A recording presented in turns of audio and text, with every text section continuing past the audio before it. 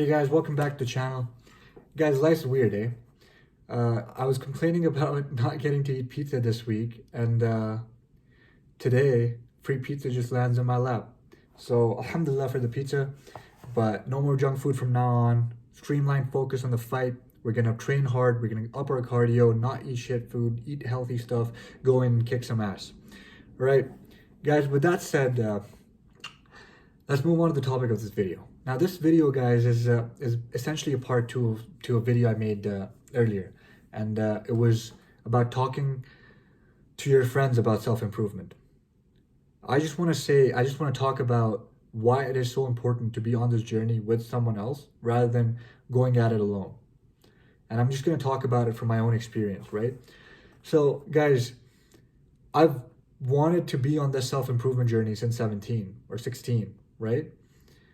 And I would have phases where I was very consistent with everything that I was doing. I would be very consistent with my studies, be very consistent with my gym. I'd be making very, very quick progress. However, guys, I'd fall off. And that, guys, right there is the disadvantage of being on this journey alone. We need to realize, guys, that self-improvement is a lifelong journey. Essentially, it is a marathon. It is not a sprint. So when you're alone at this journey, you will hit those milestones very, very quick. You will be hitting those your goals, your short-term goals, very, very quick. However, the danger of you falling off and then not being able to get up again when you're going at it alone is extremely high.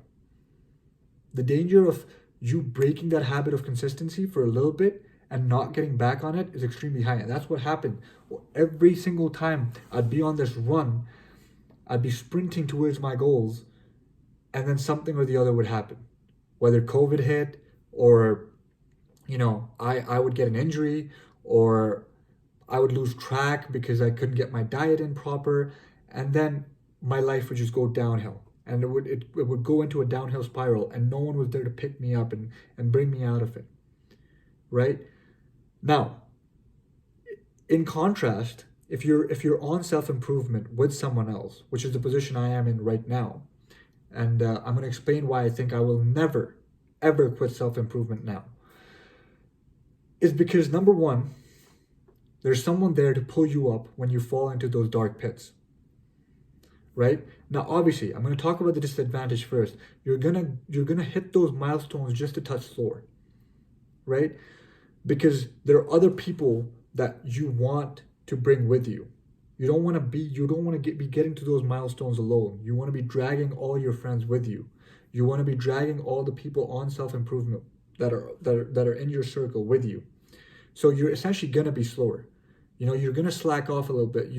You might be coerced by their bad habits a little bit. But because all of you are on the same path, if one person makes a tiny bit of improvement in his life, the other guy's just going to see it. You don't even have to tell him. The other guy's just going to see it and be like, you know what? If he can do it, I can do it too. If he's putting in all this hard work, why am I not working harder than him? There's healthy competition there, right? So when there's healthy competition, you're essentially both pushing each other to do better. So I'll give you guys an example. My friend was talking to me the other day, and he goes, Hamza, the physique you have right now is my goal physique, right?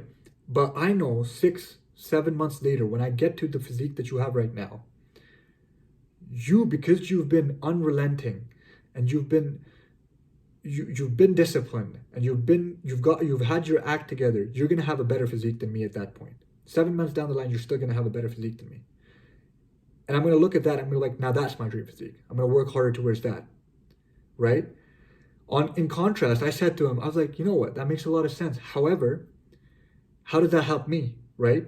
Because yes, you're being inspired by my physique and wanting to get at my level. And every time you get at my level, I'm already 3 steps ahead or 4 steps ahead. So you're getting inspired like that. But how am I benefiting from this? How am I improving from you improving?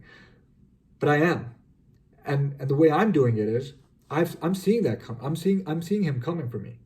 I'm seeing that threat coming for me. And I'm sitting there going, I've got 6 or 7 months. I'm ahead of him 6 or 7 months, right? If this guy catches up to me, that's an embarrassment to me. That means I haven't worked hard enough. That means she's been working harder than me for the past 6 or 7 months. So when I see competition coming for me, I automatically want to better myself. So I see this guy coming. I see this guy working hard. I'm like, yo, this guy's going to catch up. I need to get on to the next level. And I'm already working harder. That's how it's helping me. That's what healthy self-improvement competition is. That's what healthy competition is. And that is why it's so important to go at it with someone else, at least one more person, right? We have a group chat, and, every single day, at least one of us will initiate something about self-improvement on it. One guy will put up his screenshot from the Strong app about his workout and the intensity he worked out at. And then the other guy would go, oh, you know what? I put in a 5K today. Oh, you guys put in a 5K? I hit the gym and I hit Muay Thai today. Right? There's the healthy competition. However, if one of us does fall off, right? Let's say I fall off. I'm sorry for that, guys. Let's say I fall off, right? And I start slacking. Or something happens to me, I get injured, and I can't go to the gym anymore. Would these guys just leave me behind? No. Will I fall into a downward spiral? Will I fall into a pit again? No.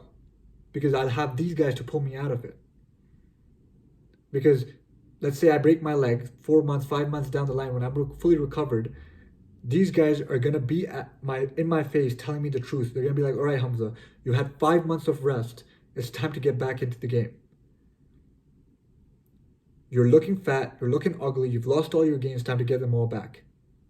They would speak the truth to me in my face and then grab me and take me to the gym. They will literally grab me and take me to the gym if they have to. They will literally slap me in the face if they have to. That's why no one's getting left behind. And guys, that is what I want from every single relationship of mine, not just my friendships, right? Most of my friends that I have right now, all we talk about is improving ourselves. Something or the other that is beneficial to us. Either it's health related, it's either monetary, financial related, it's either soul related, it's either Islam related, something or the other, just bettering ourselves, right? Almost every single conversation that I have with people. And that's not just with the friends that I have. I'm talking about it with my parents. I'm talking about it with my brother. I'm talking about it with my sister. My sister talks to me about self-improvement. She wants to know how to improve her physique, her health, her money, her knowledge. She's talking to me about learning how to code, all that stuff. So I want that in every single relation I have with people, not just my friends. That's why it is so necessary for you to start talking about self-improvement with everybody around you, not just your friends, not just with the people you're spending time with, but everybody.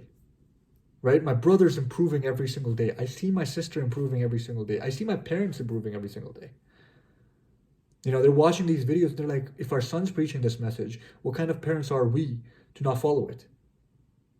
How are we supporting him? How are we helping him if we don't follow what he's preaching? How is anyone else going to follow what he's saying when we're not the ones following it? They're improving like that, guys. That's what I want in the future when I do have a wife, let's say. Right? That's what I want in that relationship, where she's looking at me going, all right, this guy, he's not stopping. He's still going. He's working hard. And who's he working hard for? For me. I want her to realize that and go, you know what? I'm going to be hitting the gym now. I'm going to be working harder than him so that he's motivated to keep doing what he's doing. And we keep pushing each other up. But when one of us falls, we sit down, we talk to each other, and we pick each other up.